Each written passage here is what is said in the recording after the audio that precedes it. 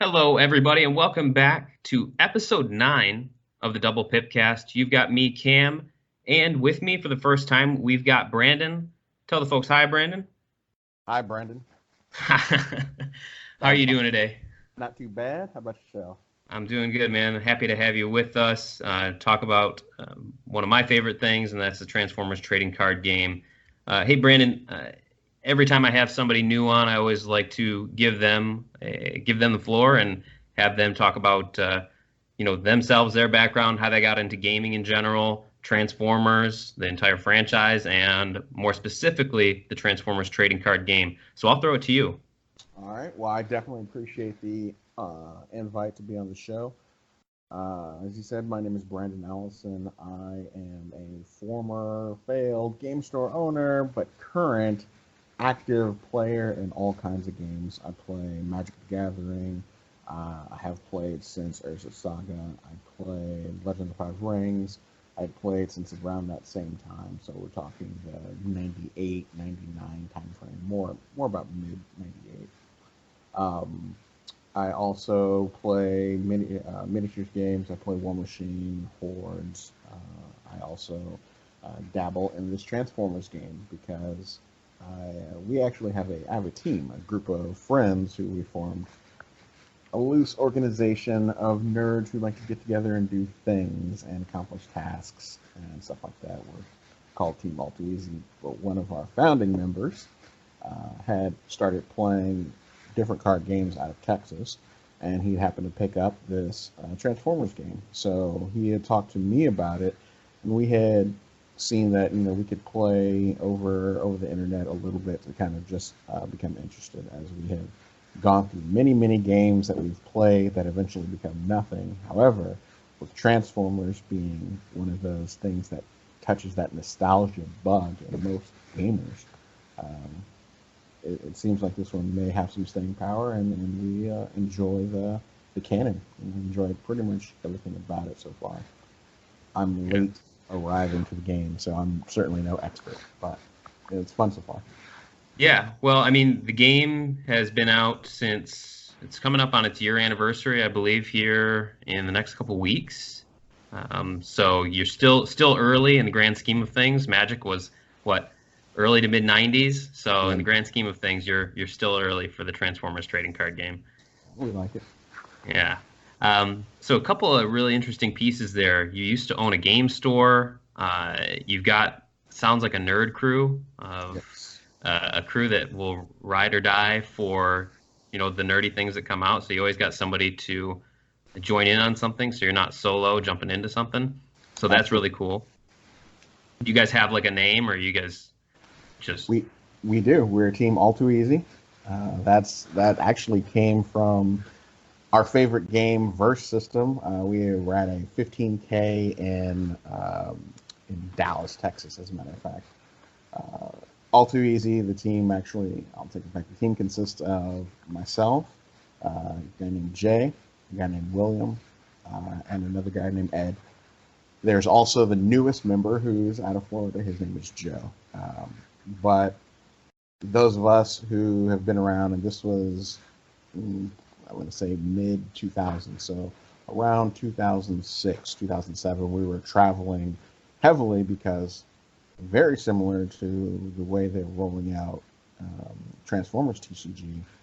Verse System was a TCG put out originally by Upper Deck, and they were throwing money at prize support, building up that community. And this was the game they did before they did um, World of Warcraft, which they ended up getting in trouble for. They had some of the same type of issues with Yu-Gi-Oh and stuff. Like they had ended up getting in trouble with World of Warcraft for the same issues that happened with Yu-Gi-Oh, but that's another topic. Um, yeah. yeah. But yeah, so that's really the origin of that. Was our team at that point. We were traveling around from state to state, time playing as much as we could because we really enjoyed that game. So, Awesome. And that was VS, that was like Marvel and a couple other properties. Am I right? so Verse System had it started out with Marvel and DC. And then they added in some of the Image comics, so Hellboy came in, and I believe there was one more comic IP that added to the the um, the game database before it died, but I don't remember which one it was. But yes, it originally started out with Spider-Man and Batman and all of those things, and I mean, it just had all of the ingredients for a dynamite card game, the mechanics, and then of course the IPs and getting people interested with the tie-ins to the other stuff. Oh yeah. It sounds like, I mean, it's probably just a couple years before its prime, when Iron Man, the movie, and all the Avengers stuff took off and the Uh, huge movie verses. And I'm wondering if that new Marvel card game will be any good, the one that's just straight up Marvel superheroes. Man, that's always a tough one because the game mechanics are so important. Hmm. So, they're the reason that kind of ties to Transformers. I mean, game mechanics are very important also, but the support behind the game is also very important, especially at a local friendly card store type of level, which when Upper Deck put out Verse System, they were doing $250 prize support at local events. So they had, if I went to my local card store, that particular store didn't have to pony up all the prize support. The card game itself was ponying up through its. They had tournament organizers, regional, local. They would pony up a $250 gift card. So that really helped draw in an audience and stuff like that. Oh yeah, it's a win-win at that point because you're getting there's no risk really, unless for some reason you're kicking somebody else out to host this tournament.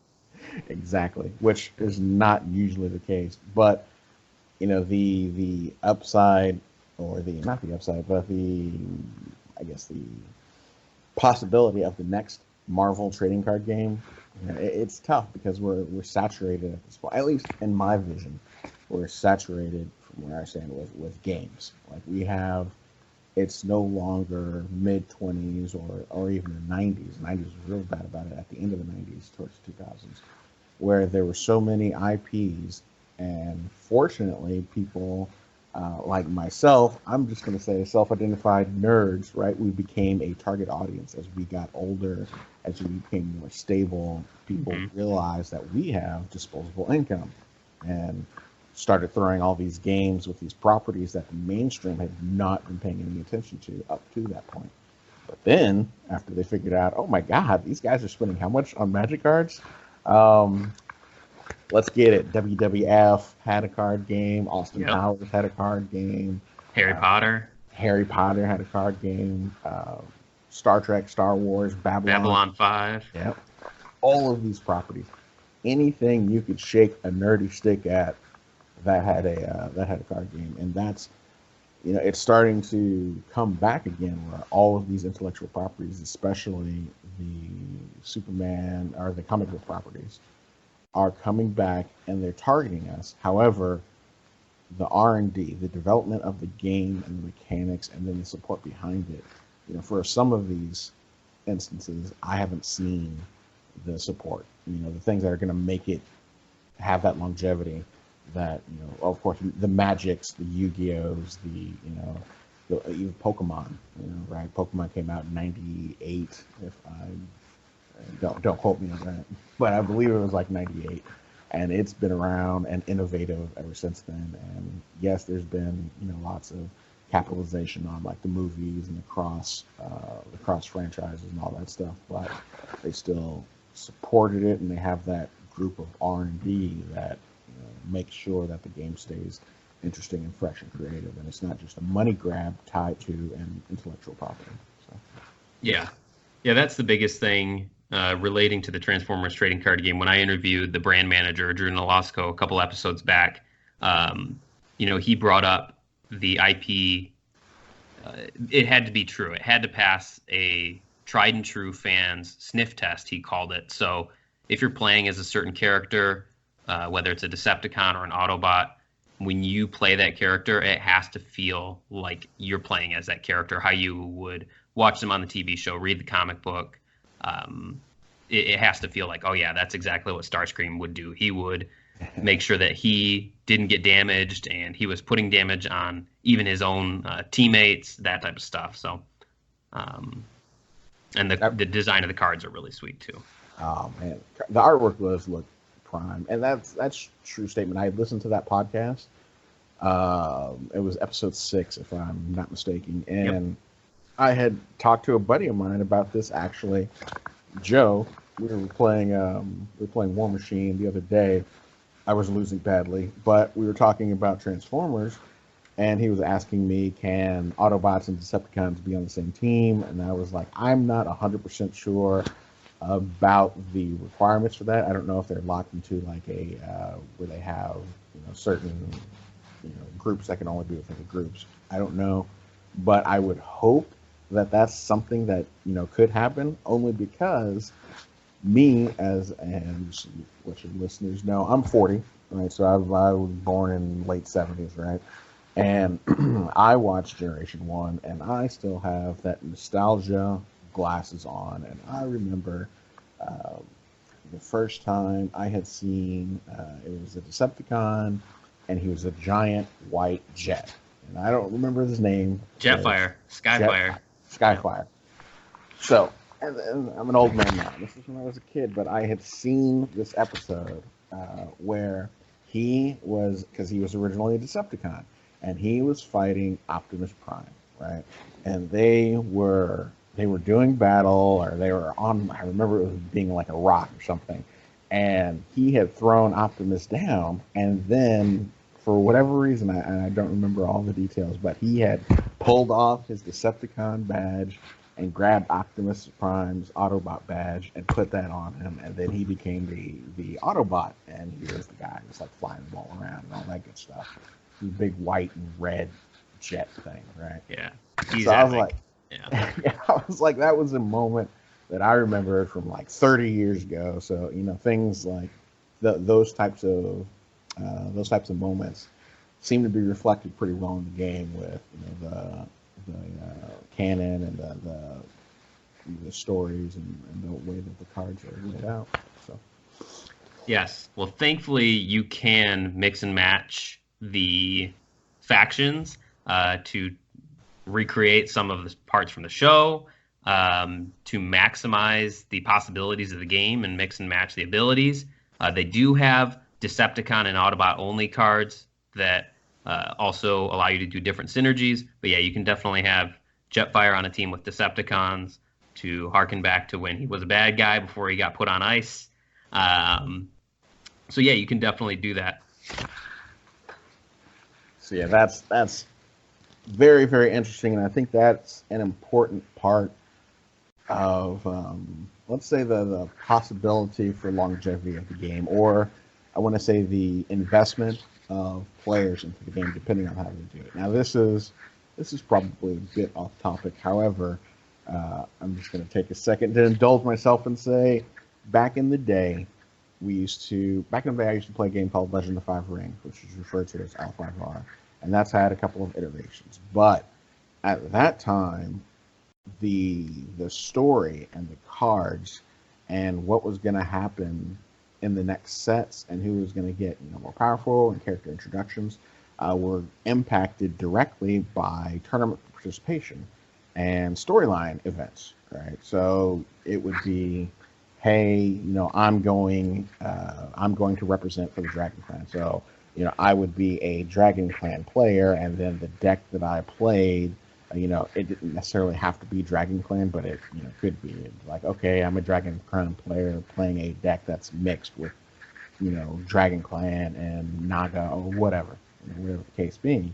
And then depending on if that person placed or who the champion was, that would affect the cards going forward. I think it's probably harder to do since most of the stories and plots have already been written.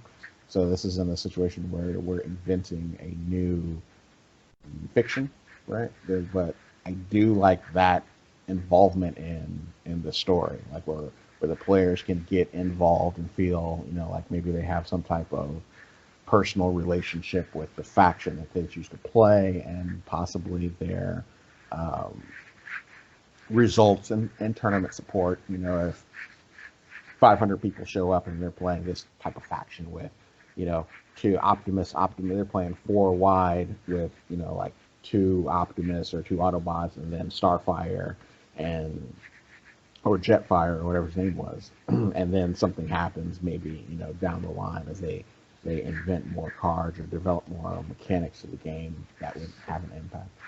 I always thought that was interesting. Yeah, that's like a whole nother level of community involvement and community engagement. And you can see a lot of that to draw a comparison. For Honor, a PlayStation 4 and Xbox One game, For Honor allowed you to choose a side and see how your faction would play out in an overarching campaign. So that very similar. So yeah, that sounds awesome. Yeah, I like that. I've never played that game, For Honor. I'm gonna have to check that out. Yeah, it's awesome. Hey, Brandon. So the thing that I thought was super interesting and a very unique experience in terms of not all of our listeners have ever done this before, but let's focus on the upside of this. And you used to own a trading card store, a hobby store. You know, what was that all about? What was the name of the store? How did you get into that? Let's go down that route. Okay. Gaming Card Stores, your friendly local game store. My recommendation for all of your listeners is don't do it, don't do it, don't do it. That being said, I would not trade a second of it. I loved it, right? I loved pretty much most of it up until, the end parts or whatever. They're a whole bunch of things pulling in different directions. That was the reason that it closed.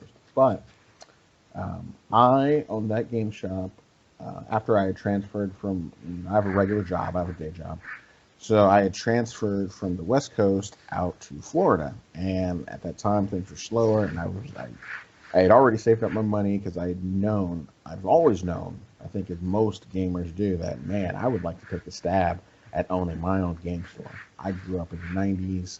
That was, the heyday for this type of endeavor where cards and games were retaining their value, where money was being made. You could definitely do well investing in trading card games at that time, and you just always remember that even as the years go by. So I ended up opening up. The store's name was All Too Easy Gaming.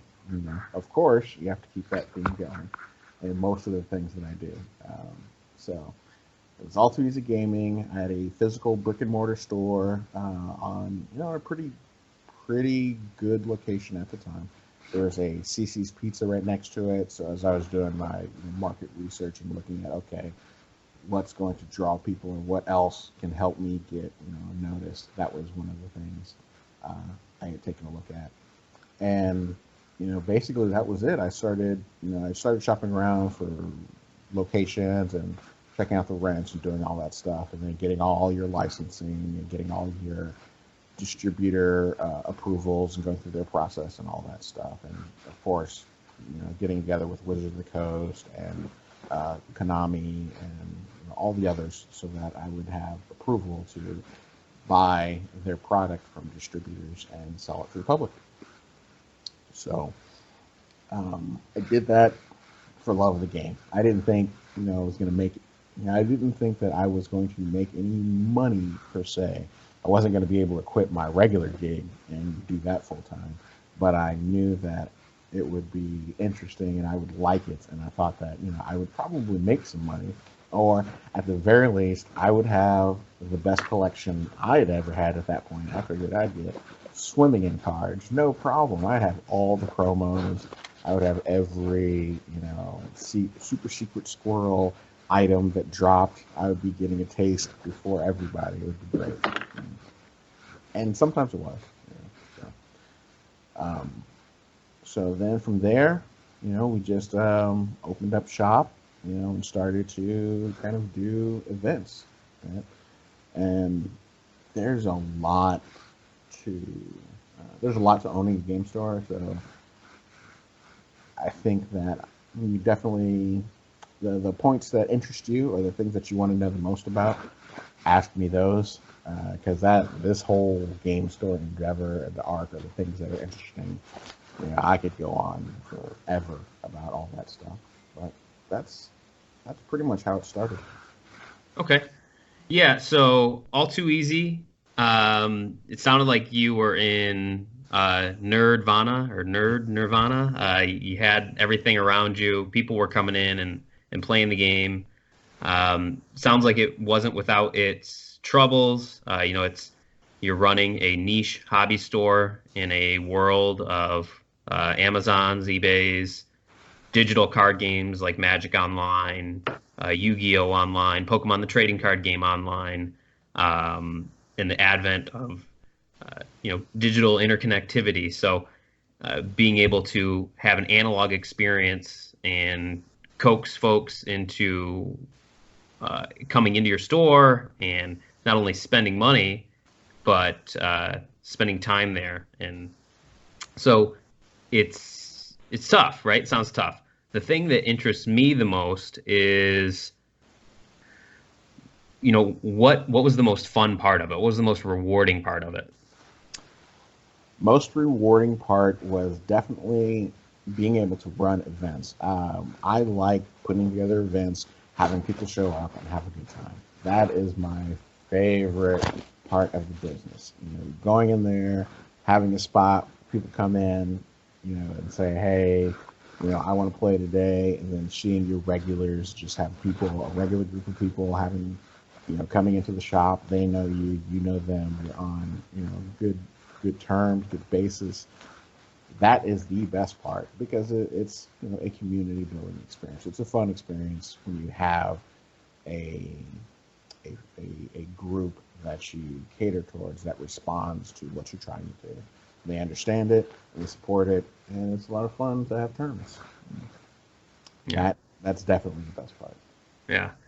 Yeah, I worked retail for a long time, and it was video game retail. And one of the most rewarding parts of that entire experience was not only leading a large team, but you have parents or people who are looking for an expert's advice, and being able to provide a great experience, provide a safe space for those folks to come in and nerd out. I can relate to you on a couple of those levels, having midnight launches and things like that. Yep, yep. So from at a high level, what's the process like for, let's say, someone like Wizards of the Coast becoming a WPN store, or just making sure that you are on the up and up in terms of doing everything correctly with the DCI integration and making sure you're tracking all that stuff, making sure the product is coming in, making sure you're getting promotional cards in and kits and all that jazz.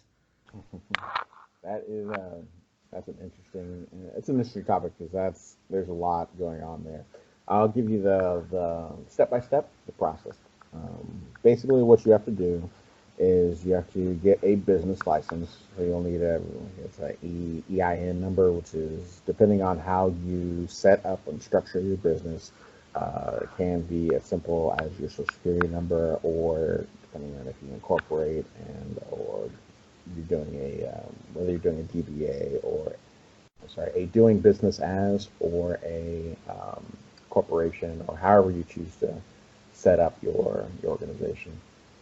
Then you have to register that with the distributors and Wizards of the Coast. So they have an application process where you have to send in some paperwork. You have to have a store up and running, and not up and running, but a store area, and you have to take pictures and show them, this is my play area, this is where I'm going to be, accepting money and things like that. And then they have restrictions on what can and can't be a store, and whether it can't be like run out of your garage, things like that. It can't be run out of certain like flea markets and things like that. They won't allow you to then have access to certain products, right? If you are set up to do business like that, really they won't let you buy directly from them if you're set up in a non-approved location type. And then you have to have a sign on your front, on your marquee. Oh, I'm sorry, marquee is a better term for it. You have to have a marquee, not just a sign. So it can't be like a banner or something like that. It needs to be a marquee sign on the front of the building, and you send all of that stuff to really the major the major three, right? The big three. It's Wizards of the Coast, Konami, and The Pokemon Company the Pokemon Company. They used to be Wizards. used to There's be some other, Wizards. yeah, Yeah. used to be Wizards. So you have to go through that process for the Pokemon Company, Konami, Wizards of the Coast, and let them know you're legitimate and that you're not operating at like a trade show or a flea market or a trade center type of thing. Right. What ends up happening is you get a representative, right? So we'll say for Wizards of the Coast, you'll have a Wizards of the Coast representative who will call you, and you'll basically be on like a probationary period, where at that period you get access to, a few things, and they'll help you set up your store. So they'll let you get access to the software so you can run the WPN events and you can issue out certain things. And they'll send you out maybe some of those free, which I think is more recent. The more recent thing that they do is those free starter deck things, where it's they kind of learn to play decks, so there'll be like 4 or 5 decks a season or something like that, and then you can just give those away at the store, stuff like that. They'll get you set up with some stuff like that, and then they'll be wandering around and taking a look at your store. Interesting thing that happened to me during that process was I also I had made playmats. So for those who don't know what playmat is, it's basically a giant mouse pad. And I'd also sold things that were basically anime based, right? So I had some crowds who were into like anime stuff, so I would have stuff. We had some D&D players and things like that. So we'd have some of the playmats with like anime things or custom playmats that people had designed that they had commissioned, and then we'd have that artwork on there. One thing that did happen was one of the playmats had like an anime girl on it, bit revealing, nothing X-rated, probably like a PG-13 type situation, right? Mm-hmm. And as we were going through and they had noticed that, they were like, hey, we want you to not have things like that, right? So they were, in that way, it almost feels like a protecting or attempting in their way to protect the play space, basically make it as friendly to the youngest possible players as possible, right? So that Yeah, for sure. you can't be running a store where you're going to have like all kinds of R-rated material floated around, or you intend to have kids play. Right. Yeah, Always that makes funny. sense. Yeah, makes sense to me. I get it. Although, at the same time, I've seen some of the artwork, of course, that Magic puts out, and all these other things. So it's one of those things. It was a tough pill to swallow for me, because I'm like, hey, you're not going to tell me how to run my game store. You guys are not really assisting in this process. I mean, right now I'm just kind of going through the loops, but at the same time, it's good to have that structure and a baseline in place, because it would be damaging for all of us, I think, as gamers, to have that negative perception, right? That, hey, this is what's going on at these game stores, and then your community wouldn't grow. So Right. And then it's like this place is authorized as the official Wizard seal of approval. right. Right. So then you have to do that. They kind of monitor your advertising and traffic, and then they'll put you on the store locator website. So you'll at least be referenced there. And then after, I want to say it's like 6 weeks or something like that, you'll go through that process, and you'll have to talk to the guy every week. I believe he was calling me. Like, they'll set a date and time where your Wizards person will contact you, your handler, and you'll talk about whatever it is you need to know, or if you're having issues using the software, or reporting procedures, all of those things. They'll talk about that stuff, and then kind of like your path forward. They'll have certain events that they will ask you to, if you're going to do. right? So there's the D&D stuff because Wizards also is involved in that, and there's encounters and those events. If you run them, it adds towards your total because there's a point-based system. You have to run a certain amount of events to get a certain store level. So if you're running stuff like that, you will also get to increase your store level. The reason store levels are important is because it will dictate how much of the pre-releases that you get. Pre-releases are, I want to say, the single most important thing Wizards controls, at least for the friendly local game store, at least that they give to us. Like we can't get access to it without them, right? Because pre-releases go through, there's like a strict control policy and process. So you can only get access to so much pre-release, and it's entirely based on the number of events that you've run and basically how large your community is.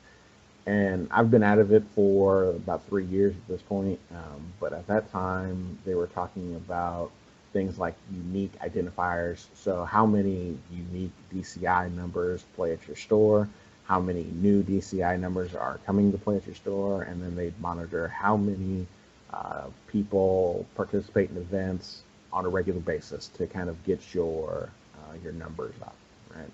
And once your store hit a certain level, then you're approved to do a pre-release, and then at that point you can order X amount of kits, right? So it's limited, so you'd be able to order maybe, let's say, 2 or 3 kits. You pay for it, of course, and then you can hold a pre-release at a certain specified time.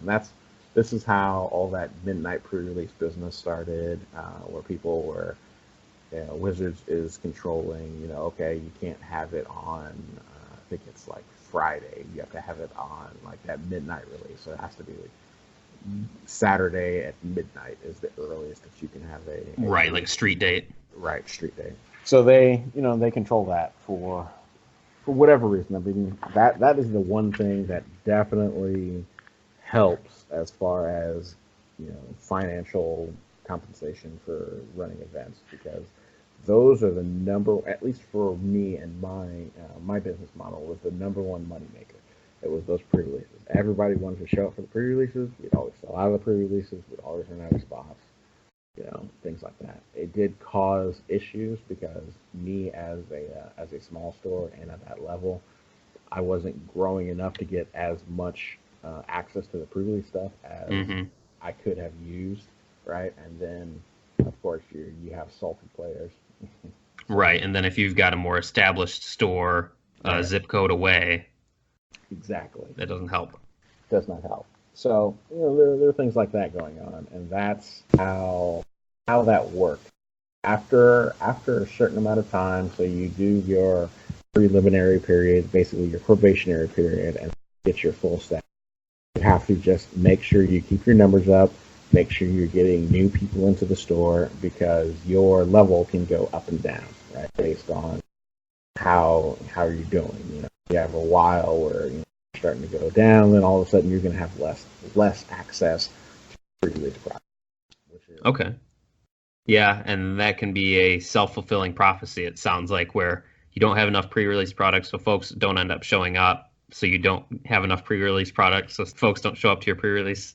Not necessarily. I won't, because it's similar to that, but not in the same way. Like, I had not had an issue, really, where all of my pre-release product hadn't been sold off. Because you're not allowed to sell it for, there's a amount of time at which, if you don't sell that pre-release product, which you bought and paid for, you can't sell it to the public until a certain amount of time. And it's probably like it's probably just after the street date of the regular product, but I just don't remember what it was. Huh. That's interesting.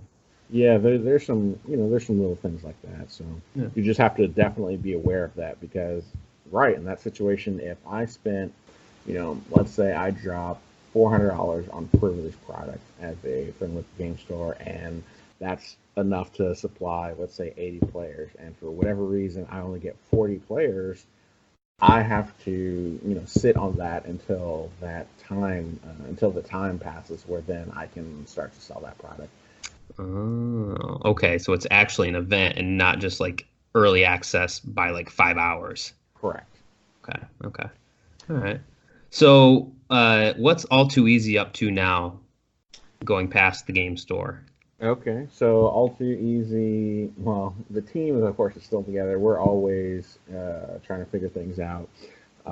We play, just various games of just basically a group of friends who keep in touch with each other. But Yeah. right now, we're trying to figure out certain things. We're setting up some. We're trying to figure out a site where we can help people sell their uh, basically the product that they're done with, right? Whether it's being some type of raffle type situation or they call them Raz Online, but there are certain restrictions and requirements and stuff like that. Basically, the buy, sell, and trade groups that you see on Facebook, we're Yeah. trying to figure out one that would be beneficial for people who are either done with the card game or trying to sell it and either reinvest or whatever, um, and turn over their money that way. In We're a one confined spot, it sounds like, correct. So not like a spray and pray and hope that everything goes okay. right, and Okay. there's other sites like that all over, but yeah, we're working on that right now. And typically, the members, because our members are spread out a little bit, we've got three in Florida. One is he's in the military, so he's a technical sergeant. He's got 16 years in. So he lives in northern Florida. I live in central Florida, along with the newest member of Team All Too Easy, who was my manager. Actually, that's how we met. When I moved into that retail game store, that space, he was working next door at a Sprint store, and we had talked a while, and I knew hiring personnel. That's probably the worst part of any business, but definitely this business is hiring and staffing. You but when I had seen him and we had talked, and over a course of a few months, I was like, okay, this is the guy. Like this guy fits right in with what we're trying to do, and he knows the deal, and he is he protects me because I have a tendency. I am a benefit of the doubt human, right? I will give everybody the benefit of the doubt at least once or twice. I mean, just initially, like that first time, if there is a disagreement or there's something, even if I think you're trying to get over on me, I will give you the benefit of the doubt. He is the guy who comes in and says, "Nope, you are being way too soft. This guy's got to go."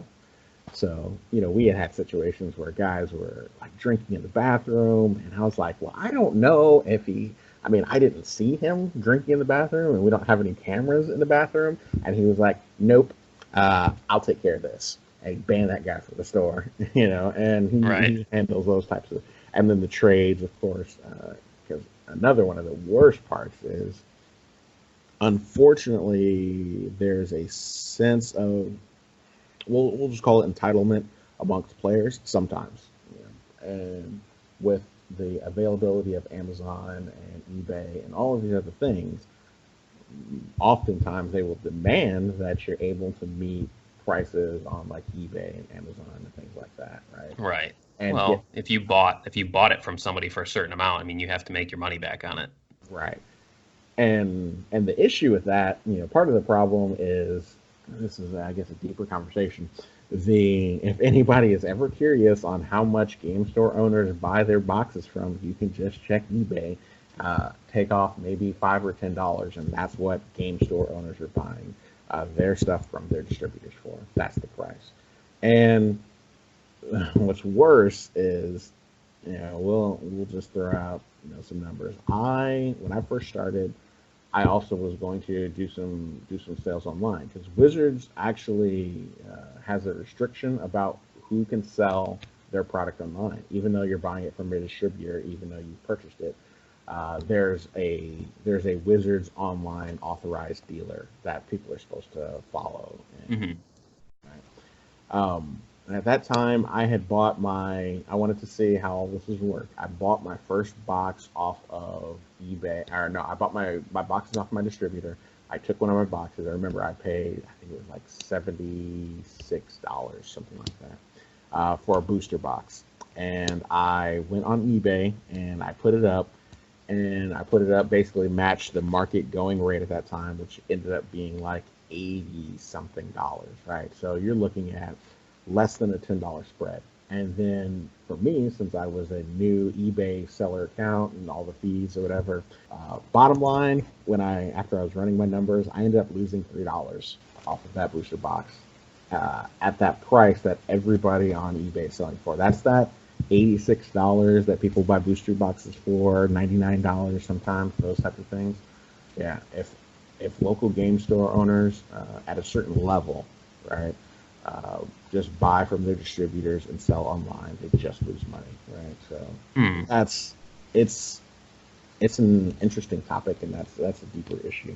Yeah, so the margin has to come from somewhere. So that's where you start seeing Doritos and Mountain Dew and memberships and other ways to keep the pool afloat, because it doesn't sound like, I mean, the pre-owned cards are probably something like maybe some bulk, people buying mana and stuff like that. I don't know. See, you should open up a game store. You're exactly right. My number one margin, by far, not even close, in that game store for the entirety. I ran that store for 18 months. Water. Water. No drinking fountain, just tons of ice mountain. No, just water. I had a refrigerator, and I would go to Walmart and buy.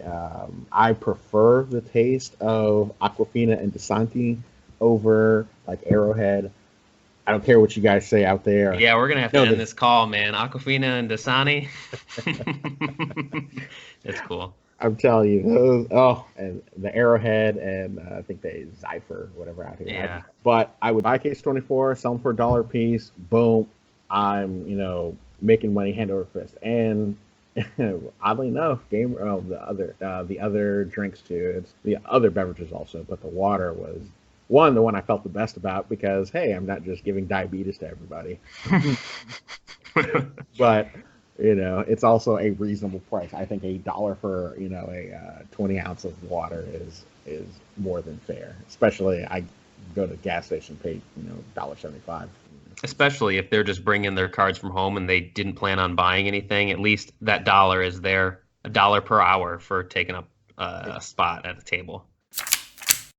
So this brings us to now, right? So you're on the Double Pipcast talking about Transformers trading card game. This past week has been a crazy week in terms of spoilers and hype for this next wave. Like I said before, it came out in September. We had Wave 1, aptly named. We had Rise of the Combiners. We're right now in War for Cybertron Siege 1. And then first portion of November, we're going to have War for Cybertron Siege 2. Couple of notable things about this set. Looks like it's going to be Decepticon focused. Not sure just yet.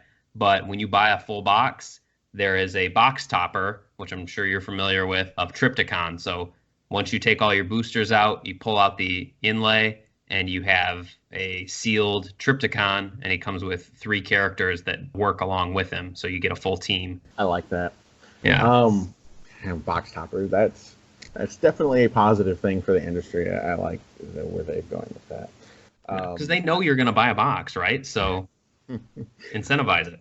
Well, the thing about that is, especially when they do it where it's, I guess last thing I'll say about this game store, if they do it where you get the box topper from buying in the friendly local game store, that is where, the business, because Wizards started doing that not too long ago, where they had exclusive packs, right? It was like you get the buy a box promo, and box topper type stuff. You get the special card or whatever. Now, with the way this game's run, where I believe I guess from that last podcast I heard, they have mechanically exclusive cards, right? Or cards that you can not get anywhere else except for certain types of events or at special promotional locations. Yep. And they actually do mechanically unique things. So that's a big deal. There is I had heard from your podcast with a representative from Wizards that they were talking about changing the way that works. Like they would no longer do mechanical exclusives through like Gen Con exclusives. They will do them through game store releases, right? So your pre-release or something where you're going to have more access to it, not just where you have to hire those ninjas to go pick up that stuff, and then all of a sudden it's $100 card that you can't top 8 without it, right? Right. Nobody wants that situation. It happened in Yu-Gi-Oh! It's miserable because then you get that pay to play pay to win stigma on you, and nobody likes that. Yeah. Yep. It's like, oh, where did this card come from? It's like, oh, it was like from a year before the game came out, and nobody knew about it except the people that were at this regional event. So cool for those folks that picked it up just on a whim and they don't know what they're sitting on. But for the folks that are trying to play it, like, oh man. But if it's just an art variant, like Drew said, that they're going to try to just do art variants unless it's widely available. There's an asterisk at widely available where, like you said, X amount of game stores have up to 25 copies of it. To them, that's widely available. So as opposed to, like we were saying, locked down to a regional spot where there's only a few, it's only for that day, and then shortly after on like Hasbro Pulse or such and so. Yeah, I think that is very important. So as I was alluding to, we had a really big week in terms of Transformers news. The biggest thing that's been shown is a return of not necessarily combiners, but the Weaponizer cards. So the first Weaponizer we saw was Sergeant Cog in Wave 3, War for Cybertron Siege 1. And both Big Comic Page and comicbook.com have revealed Sergeant Six Gun, who is a 2-card combiner weaponizer, MTX M2 anti-gravity cannon, and the MTX S2A guided missile launcher. Man, they're sure not afraid of long titles. Those 2 cards form Six Gun, so when Six Gun is KO'd, he actually flips over to these 2 upgrades, and they occupy spaces on any of your characters that are surviving on the field. Okay. Yeah, so Six Gun, when he's not dead, he can scrap a weapon from your hand that has a sword total, like a static sword total in its stat box, and then you can donate that scrap card's attack total to your next attack from Six Gun. Pretty good. So that basically gives you, bold. Oh, no. You're just adding the total attack, right? Yep. So if you scrapped, let's say, like primary laser has +2 static, or grenade launcher has +4, you can scrap a grenade launcher from your hand and then use it to attack. And then you could attach a grenade launcher as your upgrade attach and have +4. So you've got +8. He's got a static 4. So you're looking at 12 attack if you had 2 grenade launchers in your hand and you were looking for a way to maximize your damage. That's a big swing. So when he gets KO'd, both of his upgrade sides are weapons. One of them is play this only with MTX anti-gravity cannon, so it's the opposite card. They start the game assembled as Sergeant Six Gun. This can be in an armor or utility slot, so that's even crazier. So you can take that and put it in an armor slot and then attach its cohort, the anti-gravity cannon, in the weapon spot, which gives Pierce 4, the anti-gravity cannon, +1 attack. The other one gives +3 attack. So you're talking about just a ton of value out of this character. He's only got 10 health and 1 defense, but if you can get some good value out of him immediately, and then when he's KO'd, you can put him on another character. One of them can go in a utility or armor slot. That's pretty nuts. And it's a rare card. It's 2 rare cards. So to put him together, you have to have these 2 rares. And he's a 9-star. So he's definitely got some room to be in a 3-wide deck. So really, really interesting stuff for Six Gun. Do we know how this card is going to be introduced to the marketplace? Is it going to be booster packs? Yep, he'll just be part of the booster set. He's Transformer number 9 and 10 out of 52.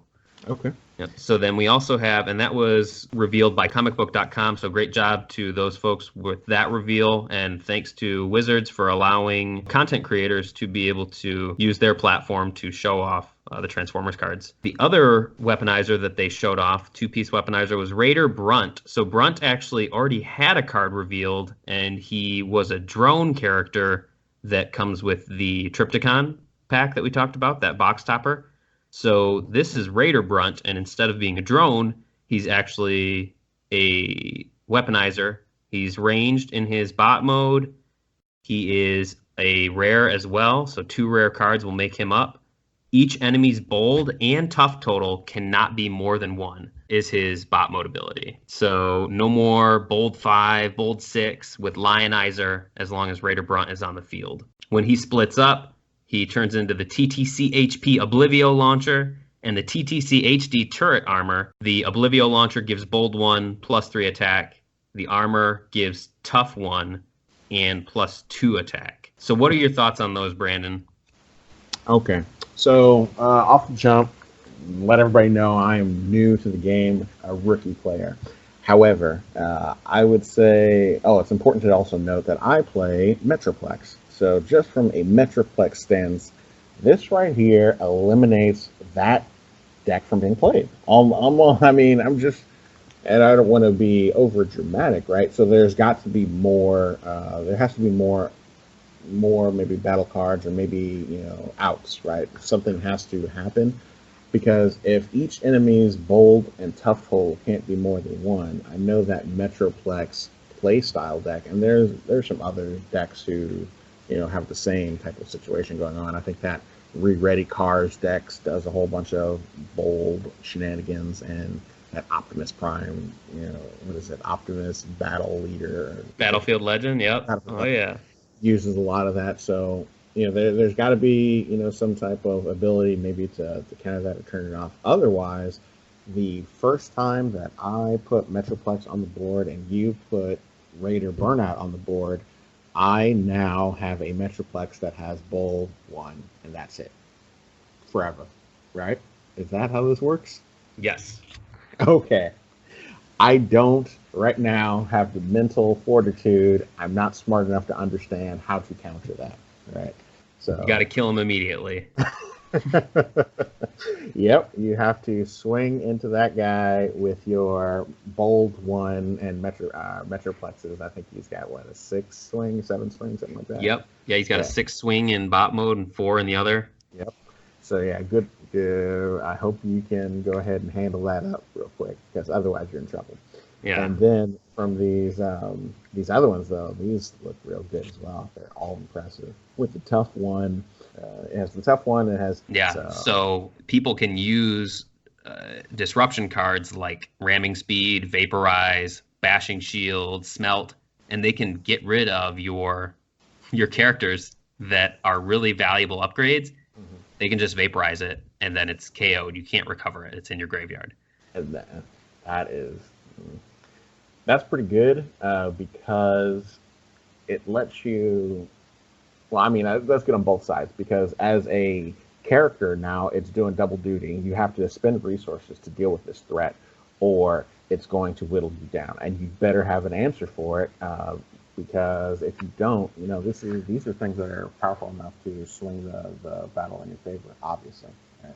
Then the other one, same type of situation. It's the bold 1 and the tough 1 with the +3s every time. So that's good, and that gets around this whole bold and tough, no more than 1 business. So yeah, I think I don't want to say I'm a contrarian, but I'm not the biggest fan of going. I don't play with the meta. I play characters that I like, and if those characters have bold and ROP, cool.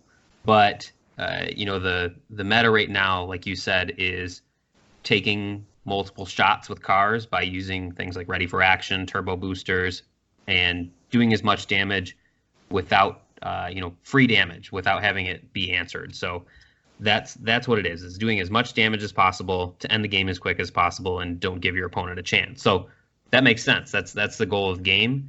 So being able to run something that is not bold crazy by having something like Weaponizer Brunt on your team, that's cool to me because then you can save yourself some time on a team that may do something different. Maybe they're doing direct damage with like that cheeky damage, or they are defensive, or maybe they rely on a certain combo, which you have to wait until you draw through your deck to find. So you're not focusing on just that raw, okay, I'm dealing 15 damage with 10 card flips, so on and so forth. Oh man, it's brutal. It's definitely broken, and that kind of strategy kind of folds back to originally when we talked about like sideboards, my sideboard theories and sideboard ideas, right? Because this game has a unique sideboard situation, but unfortunately for me, and I don't want to make it all about what I play because I think Metroplex is cool, but you can't sideboard out Metroplex. Like it doesn't because you wouldn't be able to sideboard anything else into it. Like it's not one of those situations where I can just pull out one piece and then have my one character sideboard slot be able to change. So if I know game two, I'm going. I'll take that auto loss game one if I'm going up against Brunt. And then game two, I swap out Metroplex for something else. There's unfortunately right now it doesn't seem like there is a mechanic that allows that to happen. Like, there's nothing else that I can do. Yeah, no, I actually listened to a different interview with Drew a while ago where he was talking about sideboard specifically, and he said that there was a reason where Metroplex came into the conversation. They're like, yeah, you don't want to be able to just sideboard in Metroplex. So as cool as that would be for you, the opponent I don't think would be too happy with that. Yeah, and that's that situation with the card design with the people who are developing these. I think that's something they have to take into consideration. Like right now, with this one card in a bubble, right? Just knowing what we know now, and there could be some battle actions that maybe we just haven't seen yet, or some other mechanics that they introduce. You have effectively stopped that deck from. This is the rock paper scissors issue, right? This deck is the rock, and Metroplex is the scissors. And no matter what happens, if my opponent flips this card, I don't get to play Metroplex. That's it, and I lose all of those games. Yeah, well. They have to. It all depends on the pilot too. So the Brunt only has 10 health. So if you can swing big with six attack and whittle through him as fast as possible, you might be able to get him in the mid game to end game because Metroplex has a big health pool. And somebody that's running Brunt, I don't know necessarily if they'll be running orange. We'll have to see. I'd assume they'd be running those blues, right? Yeah, running blue. Yeah. He's already got the high 2 defense. I don't know. We'll see. We might have to fishbowl that when he comes out and see how that works out. But I like it. I think it's an interesting ability. Yeah. Well, hey Brandon, we talked about two of the biggest cards that have come out. You've given us some really good background into what it's like to be a card shop owner in the world that we're in now. We made some really good points. I feel we had some really awesome discussion. Is there anything else that you'd like to tell the listeners before we sign off today? No, I just I hope you guys continue to listen and support and play the game, because if you guys show up to like the events and PAX, I think there's a 15K in PAX in November, maybe. I think it's the 6th, something like that. With these, with Wizards of the Coast and Hasbro actually putting financial resources and taking risks to support this game. The more you guys show up to events like that, the longer the game will be around. So. Yep. So they've got PAX Unplugged. They'll be hosting the Energon Invitational in December, and then Wave 4 will be available beginning November 8th, 2019 in the United States. So lots to look forward to. Brandon, thank you very much for being on the show, and thank you all for listening. Thank you. You guys have fun out there.